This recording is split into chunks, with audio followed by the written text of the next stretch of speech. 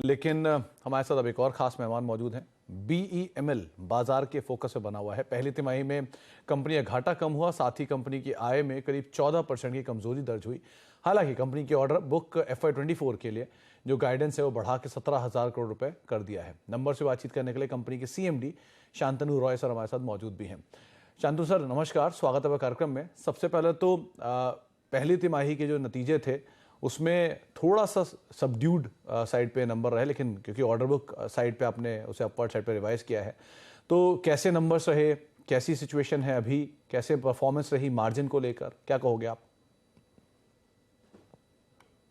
Q1 के बारे में मैं इतना ही कहना चाहूंगा कि जितना हमने चाहा था उतनी रेवेन्यू हम कर नहीं पाए, क्योंकि थोड़े से सप्लाई चेन के इश्यूज थे, थोड़े से हमारे डिफेंस में ऑर्डर्स थोड़े से लेट आए, इस वजह से। वरना हम Q1 और बेटर करते। जहां तक ऑर्डर बुक का सवाल है, ऑर्डर बुक हमारा Q1 के बाद में 9,000 करोड़ के लगभग था, बट जैसे ही Q2 शुरू हुआ तुरंत हमें 3,100 करोड़ का एक ऑर्डर मिल गया बैंगलोर मेट्रो से, जिसका हमने अभी हाल फिलहाल पिछले शनिवार को ही कॉन्ट्रैक्ट साइन भी कर लिया है। तो इसके साथ में हमारा टोटल ऑर्डर बुक आज की डेट में 12,800 करोड़ के लगभग है। ओके, तो शांतनु सर आपने 12,800 करोड़ रुपए की जो ऑर्डर बुक मेंशन की, इसमें रेलवेज का किस तरह का सिचुएशन है? और क्योंकि 3100 करोड़ रुपए के ऑर्डर आपने DMRC से या मेट्रो रेल से मिलने की बातचीत की है, तो इसमें रेलवे प्रोजेक्ट्स कैसे मिल रहे हैं, किन प्रोजेक्ट्स के लिए आप बिड कर रहे हो? जी, पहले मैं आपको बताना चाहूंगा कि जो बैंगलोर मेट्रो का ऑर्डर मिला है, ये बैंगलोर मेट्रो का अब तक का सबसे बड़ा ऑर्डर है, जायका फंडेड प्रोजेक्ट है। और इसके अंदर में हमें पहला प्रोटो 96 हफ्ते में देना है। और 96 हफ्ते यानी ये फरवरी 2025 के आसपास हम कोशिश करेंगे कि ये 2025 फरवरी के बजाय ये और पहले हम पहला प्रोटो दें और उसको समय से पहले एग्जीक्यूट करें। जहां तक मुंबई मेट्रो का सवाल है, ऑलरेडी मुंबई मेट्रो का एक ऑर्डर हम एग्जीक्यूट कर रहे हैं लाइन 2 लाइन 7 का, जहां पे टोटल कॉन्ट्रैक्ट हमारा 96 ट्रेन सेट का है, जिसमें कि लगभग 36 ट्रेन सेट हम सप्लाई कर चुके हैं। और हमारी उम्मीद है कि इस साल के अंत तक 53 ट्रेन सेट और हम सप्लाई कर देंगे। थोड़े से चैलेंजेस इसमें ये हैं कि जो MMRDA जो प्रोजेक्ट अथॉरिटी है, उनका डिपो जो मंडाले डिपो है, वो तैयार होने में थोड़ा वक्त लगा है और अभी भी कुछ समय लगेगा उसको तैयार होने में। तो इस वजह से थोड़ा सा ये प्रोजेक्ट पीछे हमें करना पड़ा। इसके अलावा हम आज की डेट में वंदे भारत स्लीपर ट्रेन बना रहे हैं ICF के साथ मिलके, और इसमें उम्मीद है कि पहला कोच जो है वो फरवरी या जनवरी तक हम तैयार कर पाएंगे, ताकि ये फ्लैग ऑफ किया जा सके ये ट्रेन जो है। तो सर वंदे भारत स्लीपर जिसकी अभी आपने बात किया, इसमें क्या पोटेंशियल गोइंग फॉरवर्ड हम देख रहे हैं? और ख़ास तौर से क्योंकि यहाँ पर भी गवर्नमेंट बहुत तेज़ी से एक्सपैंड कर रही है, तो ये कैसे नंबर्स में इफेक्ट करेगा गोइंग फॉरवर्ड? जी बिल्कुल, क्योंकि अभी तक जो है भारत में स्लीपर वंदे भारत किसी ने नहीं बनाया है। इसके अलावा अगर आपने पिछले कुछ दिनों में अगर पढ़ा होगा, तो कम से कम 800 set Vande Bharat, 800 train set 2030 तक करने का ये प्लान है।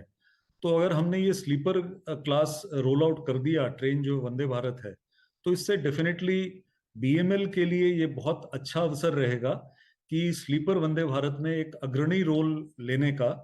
और डेफिनेटली जो फर्स्ट मूवर एडवांटेज है वो हमें मिलेगा as compare to our competitors. हमारे जो प्रतिद्वंदी हैं रेल सेक्टर में, उनसे डेफिनेटली हमको एक एडवांटेज मिलेगा उनके उनके मुकाबले में। और इसकी बहुत आगे चल के आवश्यकता है। लगभग मेजॉरिटी जो ट्रेन्स हैं वो वंदे भारत मोड में स्लीपर वर्जन जो है रेलवे आगे प्लान कर रही है। तो डेफिनेटली एक बहुत बड़ा कदम रहेगा BML के लिए। शांतनु सर, जब लास्ट टाइम बात हुई थी तब आपने मेंशन किया था कि डिफेंस स्पेस में आपको मोबिलिटी व्हीकल्स को लेकर कुछ ऑर्डर्स मिले थे। सो अब गोइंग फॉरवर्ड क्या सिचुएशन है? क्योंकि डिफेंस एक और ऐसा क्षेत्र है जिसमें आप कामकाज कर रहे हो और यहाँ पर भी काफ़ी थ्रस्ट है, प्राइवेट प्लेयर्स भी काफ़ी एग्रेसिवली कामकाज कर रहे हैं और आप लोगों को भी काफ़ी ऑर्डर्स मिल रहे हैं। सो इधर कैसे सेगमेंटेशन है, कैसे रिपोर्टिंग होगी नंबर्स की गोइंग फॉरवर्ड?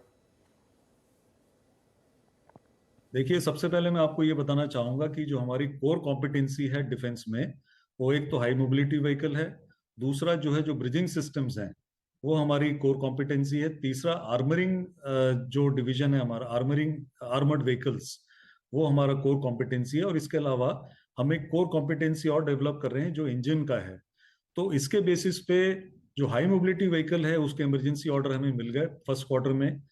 इसके अलावा अभी जितने भी हमारे मिसाइल प्लेटफॉर्म्स हैं, उसमें हमारा जो ये हाई मोबिलिटी व्हीकल है, ये एक जो प्लेटफॉर्म ये इस्तेमाल होता है। तो ये काफ़ी बड़ी संख्या में हमें इसके फर्दर ऑर्डर्स मिलने की संभावना है। इसके अलावा आगे चल के जो इंडियन आर्म फोर्सेज हैं, इनको हाई मोबिलिटी व्हीकल की काफ़ी आवश्यकता है, तो इससे हमें फर्दर ऑर्डर मिलेंगे।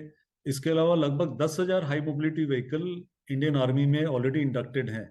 तो इसमें से 50% के लगभग इनमें ओवरऑलिंग की आवश्यकता है, प्लस अपग्रेडेशन की आवश्यकता है। तो ये काफ़ी बड़ा सेगमेंट है जो कि हमें अच्छा ऑर्डर दिलाएगा आगे जाके। चलिए, बहुत बहुत शुक्रिया शांतनु सर हमारे साथ मौजूद रहने के लिए, नंबर से बातचीत करने के लिए और सभी तरह के एक्सपेंशन प्लान्स पर हमसे डिटेल में चर्चा करने के लिए बहुत बहुत शुक्रिया सर।